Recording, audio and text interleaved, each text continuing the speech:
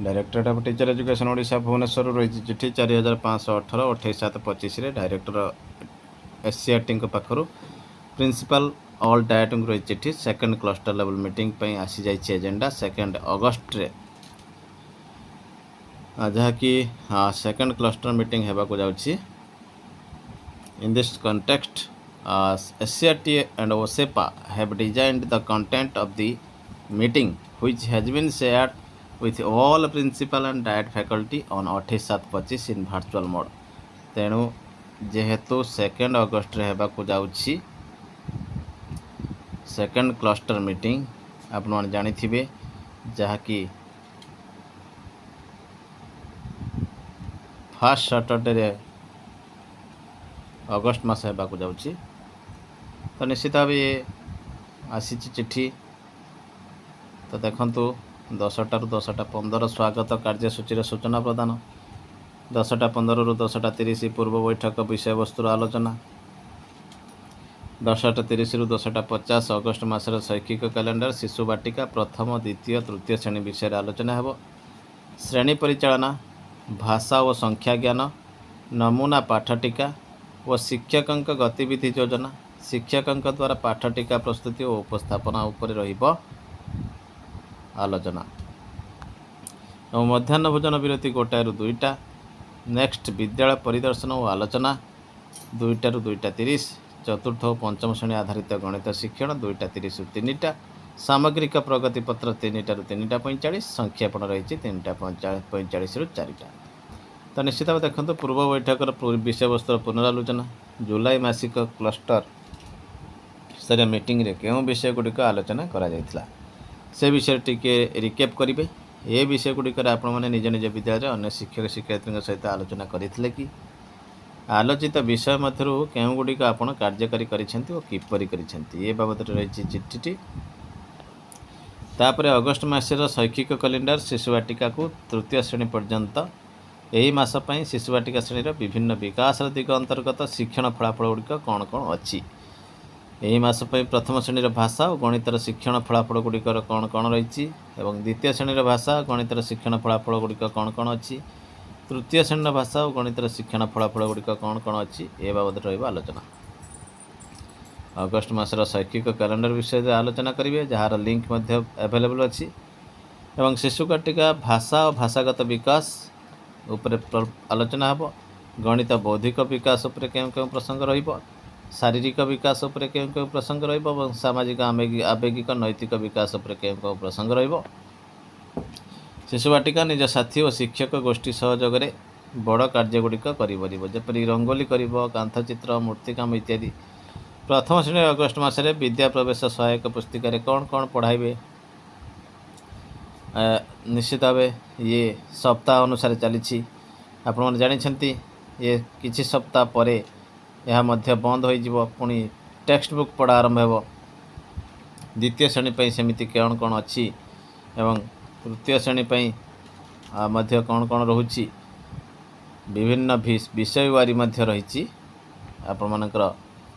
सूचना मौलिक साक्षरता एटी मध्य गोटे लिंक दि जाइए मौलिक संख्या ज्ञान गोटे लिंक टे रही यही पाठटिका गुड़िक श्रेणी परिचालना एक नमूना भाव में नि आगामी दिन में विषय वस्तु शिक्षण फलाफल आधार में निज विद्यालय बहु श्रेणी में यह कार्यकारी करें शिक्षक मान द्वारा मल्टीग्रेड टीचिंग ये बाबद आलोचना हेब विद्यालय परिदर्शन आलोचना चेकलिस्ट पर्यवेक्षण करेंगे यही विद्यालय भौतिक शिक्षक परिवेश संपर्कित क्यों कथा आपण मानक भल लगिला शिशु बाटिका श्रेणी पिला कौन कौन सब व्यवस्था रही श्रेणी अनुजाई शिक्षण सामग्री कौन सब अच्छी विद्यालय परिदर्शन समय क्यों दिगटी आपन को भल लगिला और क्यों कार्यटी आपण विद्यालय कार्यकारी करेंगे बोली आपण मैंने भावुंट यही विद्यालय शैक्षिक वातावरण उन्नति पर आपण कौन सब मतामत देवे ये रही चतुर्थ पंचम श्रेणी निमंते संख्या परिचय धारणा देखंतु आपण जीके किट को नहीं एठी गोटे टीचिंग कार्यक्रम करें एवं ये रही देखंतु बड़र सान क्रम किपर सजाइबा बड़र सान सानर बड़ क्रम किपर सजाइबा गोटे क्लास जड़े शिक्षक प्रतियोगी नेबे जहाँकि 4 अंक 5 अंक विशिष्ट संख्यार परिचय बाबद सूचना मध्य रही। एटी लिंक दि जाइए, आपण माने को फॉलो करि परिबे। स्थानीय मान आधार करी 4 अंक संख्या तुलना करंतु। स्थानीय मान पट्टी रे 4 अंक संख्या को दर्शाइबा, स्थानीय मान आधार करी 5 अंक संख्या तुलना करिबा, ये सब कथा रही। एवं सामग्रिक प्रगति पत्र मध्य किपरि देबे ता विषय मध्य आलोचना रहिबो। जातीय शिक्षा नीतिर मान निर्धारण निमित्त प्रस्ताव, गठनमूलक दक्षता भित्तिक मान निर्धारण, शिक्षार्थीर विश्लेषण करने दक्षता, जटिल चिंतन दक्षता और विषय वस्तु संपर्कित स्पष्टता इत्यादि कौशल वृद्धि उपरे मान निर्धारण करें। विद्यालय भित्तिक मान निर्धारण उपरे गुरुत्व, शिक्षार्थी मान सामग्रिक और 360 डिग्री बहुमुखी मान निर्धारण, शिक्षक शिक्षयित्री मान निर्धारण सह शिक्षार्थीर स्व मान निर्धारण, सहपाठी द्वारा मान निर्धारण, पितामाता द्वारा मान निर्धारण व्यवस्थार प्रचलन मध्य रही।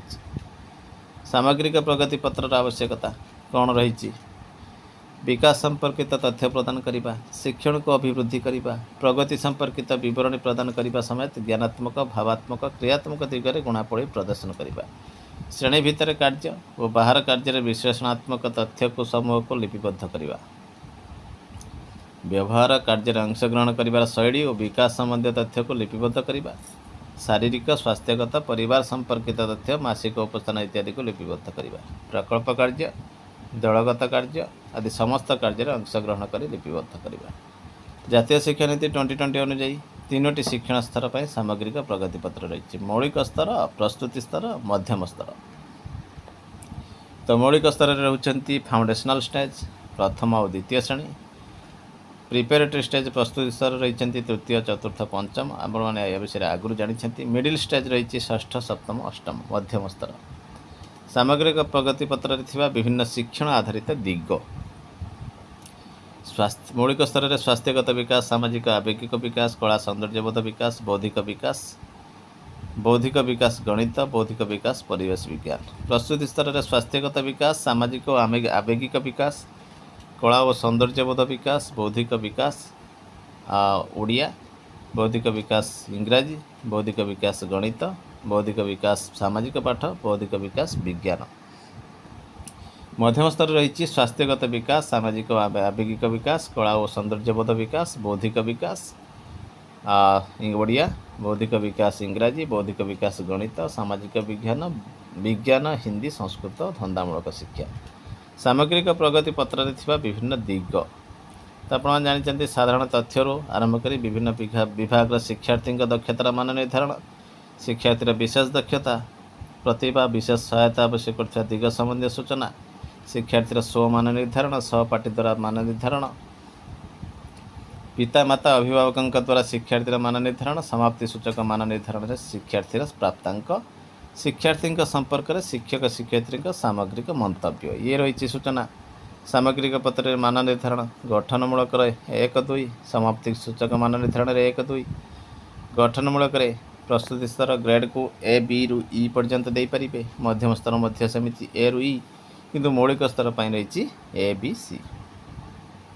ग्रेड प्रदान कौन कौन रही? सी पाई कौन देबे, केतेबेले देबे? दलगत कार्य कम भाग नेउथिले अन्य सहायता नउनथिबो, शिक्षार्थी तथ्यभित्तिक केतेक प्रश्नर उत्तर देउथो। जदि बी केमिति देबे ना दलगत कार्य भाग नेब, शिक्षार्थी तथ्यभित्तिक समस्त प्रश्नर उत्तर देव, लब्ध दक्षता धारणा को उपयोग करी केतेक समस्यार समाधान करुथिबो, लब्ध दक्षता धारणा को उपयोग करी केतेक समस्यार समाधान करुथिबो, नूतन तथ्यर वर्णना जुक्तिक तर्क कम मात्रा रे करुथिबो। ए ग्रेड पाइबा पई हेले यही सब कार्यावली रहिबो। शिक्षार्थी शिक्षण कार्य अधिक भाग नेउथिबो, अन्य को सहायता करुथिबो, शिक्षार्थी समस्त प्रश्नर उत्तर देउथिबो, निज कार्य लब्ध दक्षता धारणा को उपयोग करुथिबो,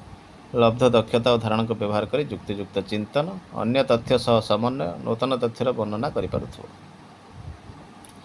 प्रस्तुति और मध्यम स्तर ये देखंतु से बड़ी 5टी ग्रेड रे कौन कौन कले आपण देखिपारे निजे। एवं मौलिक स्तर रही देखंतु